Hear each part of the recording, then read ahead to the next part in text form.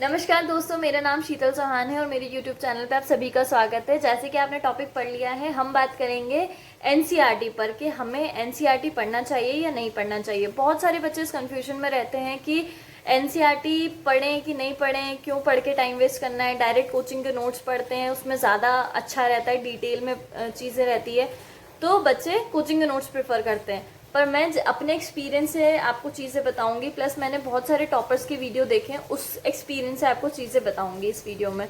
तो आइए वीडियो शुरू करते हैं।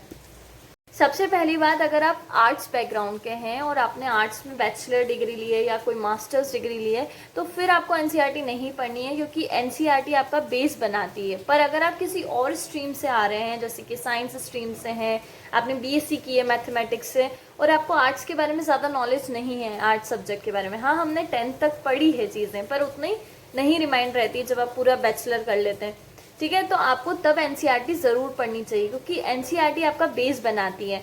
सबसे ज़्यादा अच्छी स्ट्रेटेजी क्या होगी ना, अगर आपको एक ही बार में सिलेक्शन चाहिए, आप किसी भी स्ट्रीम से हो, पर अगर आपको फर्स्ट अटेम्प्ट में बनना है आईएएस या कोई स्टेट पीएससी क्रैक करनी है, तो सबसे बेस्ट स्ट्रेटेजी है कि आपको एनसीईआरटी पहले पढ़ लो, उसके बाद कोचिंग ज्वाइन करो। ताकि क्या होगा ना कि जब आप एनसीईआरटी पढ़ लोगे ना घर पे बैठ के, तो आपका पूरा बेस स्ट्रक्चर बहुत अच्छा मजबूत बन जाएगा।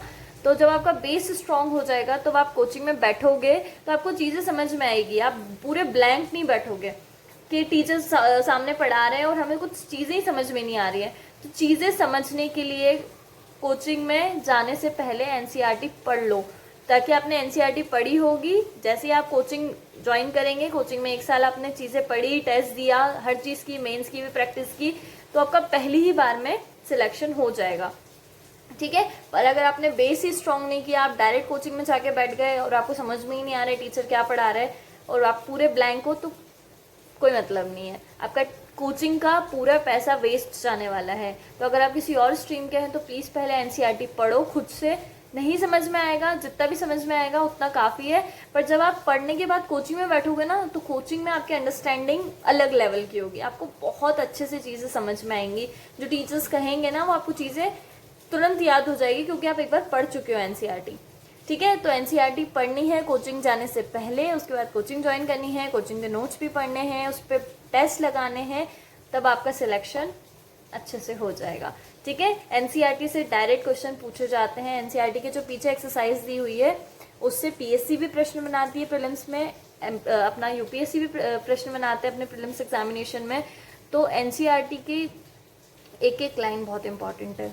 जैसे कि फॉर एग्जांपल मैं आपको बताऊंगी वो करेवास वाला, कि वहाँ पे जो कश्मीर हिमालय में सैफरोन पाए जाते हैं, तो वो उस रीजन के बारे में आपको एक ब्रैकेट में दिया हुआ है एनसीईआरटी में, ठीक है। तो वो वहाँ से उन्होंने क्वेश्चन बनाया। तो एनसीईआरटी में जितने भी बॉक्स दिए हुए हैं वो बहुत इंपॉर्टेंट होते हैं, एक एक लाइन इंपॉर्टेंट होती है।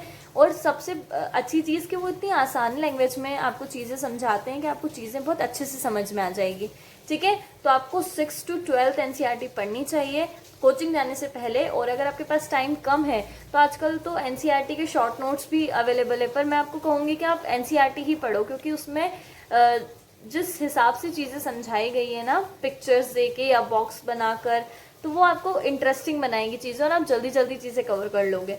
नोट्स में क्या है ना, उन्होंने इंपॉर्टेंट चीज़ें निकाल के आपको पतली बुक बना के दे दी कि बस इतना सा पढ़ना है, इतनी सारी बुक्स नहीं पढ़नी है। पर वो जो पतली सी बुक है ना, वो सभी आपको याद करनी है, और वो पतली सी बुक आपके लिए लेंदी हो जाएगी।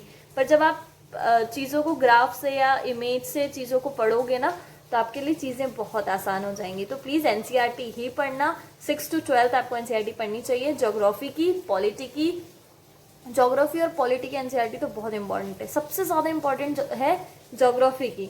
ज्योग्राफी के लिए अगर आपने एनसीईआरटी भी पढ़ ली ना, तो फिर कोई नोट्स पढ़ने की ज़रूरत नहीं है, या फिर कोई बुक अलग से पढ़ने की ज़रूरत नहीं है। ज्योग्राफी की एनसीईआरटी इतनी इंपॉर्टेंट होती है, ठीक है। तो ज्योग्राफी की एनसीईआरटी आपको पढ़नी है, बहुत ज़्यादा इंपॉर्टेंट।